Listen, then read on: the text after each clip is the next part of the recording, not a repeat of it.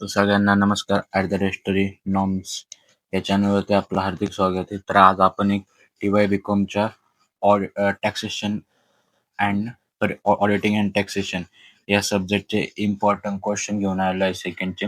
तर ते आपण बघूया एक एक करून काय इम्पॉर्टंट क्वेश्चन आहे ते, आणि याच्यामधलेच क्वेश्चन तुम्हाला पेपरला येणार, हे सोडून तुम्ही दुसरे नाही केले तरी चालते. आता आपण बघूया की काय इम्पॉर्टंट क्वेश्चन आहे. आता तुम्ही ऑडिट अँड टॅक्सेशन आहे, तुम्ही जेव्हा हे करशाल, काय म्हणतात की MBA, M.Com, B.Com B.Comला तुम्ही M.Com करायचं असेल, MBA करायचं असेल, तर तुम्हाला हा सब्जेक्ट इम्पॉर्टंट आहे. कारण जेव्हा तुम्ही पण कामाला जातात, तुम्हाला काम करायचं असतं, तेव्हा तुम्ही एकतर फायनान्समध्ये किंवा अकाउंटमध्ये काम करणार. तेव्हा तुम्हाला हे माहितीच पाहिजे की काय आहे ते. Annual information annual information return AIR. इथं तुम्हाला माहित पाहिजे ॲडव्हान्स टॅक्सेस कोणकोणते ते माहित पाहिजे. टाइप ऑफ हाऊस प्रॉपर्टी, कोणकोणत्या हाऊस प्रॉपर्टी आहे, नंतर कोणकोणते डिडक्शन तुम्हाला येतात, कसा फॉर्म भरायचा ते तुम्हाला माहित पाहिजे. बरं, टॅक्स डिडक्ट अँड सोर्सेस, कोणकोणते TDS येतात ते तुम्हाला माहित पाहिजे. नंतर प्रिव्हियस इयर, आता असेसमेंट इयर, प्रिव्हियस इयरची तुम्हाला डेफिनेशन माहित पाहिजे. आता एक नवीन केलंय की नवीन 2026 पासून काय त्यांनी असेसमेंट इयर आणि प्रिव्हियस इयरला काय त्यांनी केलेलं आहे ते मला कमेंटमध्ये सांगा. त्यांनी नवीन एक नाव दिलेलं आहे ते. नंतर नेट ॲन्युअल व्हॅल्यू म्हणजे काय, नंतर ही शॉर्ट नोट येते, नंतर list of income.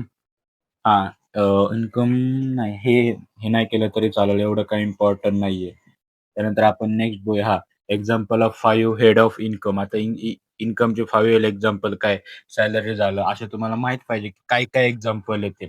Previous year gross total income म्हणजे काय, त्याचं हे काय. नंतर लॉंग टर्म कॅपिटल गेन, हे तर मोस्ट ऑफ द टाइम विचारतात.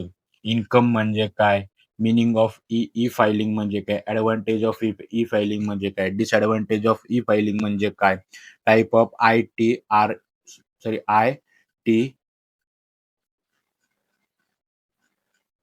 फॉर्म म्हणजे काय, तो कशासाठी उपयोगाचा आहे, त्याच्यामधनं फायदा काय होतो ते तुम्हाला माहित पाहिजे. त्यानंतर अजून डिडक्शन अंडर सॅलरी, सॅलरीमध्ये कोण डिडक्शन आहे, under C, under D, C, DUE, CU, TTA, हे तुम्हाला डिडक्शन माहित पाहिजे. कोणकोणते डिडक्शन, अंडर डिडक्शन येतं, किती त्याचं एक्झम्पशन आहे, किती काय, हे तुम्हाला माहित पाहिजे. नंतर मिनिंग ऑफ, आता मग वरतीच सांगितलं, टोटल टॅक्सेबल इन्कम म्हणजे काय, हे तुम्हाला माहित पाहिजे. शॉर्ट टर्म कॅपिटल गेन म्हणजे काय, हे मोस्ट ऑफ द टाइम विचारलं जाणारं क्वेश्चन आहे, हे तुम्हाला माहिती पाहिजे. नंतर ॲग्रिकल्चर इन्कम म्हणजे काय, हे तुम्हाला माहित पाहिजे. प्रॉव्हिडंट फंड म्हणजे काय, याचे तुम्हाला डेफिनेशन माहित पाहिजे, याचं मिनिंग माहित पाहिजे. PAN म्हणजे काय, याचा फुल फॉर्म तुम्ही कमेंटमध्ये नक्की सांगा सगळ्यांनी. नंतर डिडक्शन अंडर US 18C मध्ये कोणकोणते डिडक्शन येतात हे तुम्हाला माहिती आहे. असं सोपं आहे. आता हे जे क्वेश्चन केले, एवढे क्वेश्चन केले तरी तुम्हाला खूप आहे.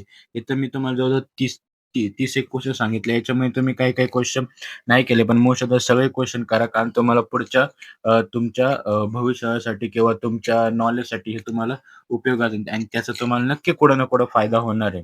आता आपण भेटूया नेक्स्ट व्हिडिओमध्ये. व्हिडिओ आवडला असेल तर आत्ताच लाईक आणि आपल्या चॅनलला सबस्क्राईब करून ठेवा. भेटूया नेक्स्ट व्हिडिओमध्ये. तोपर्यंत बाय बाय.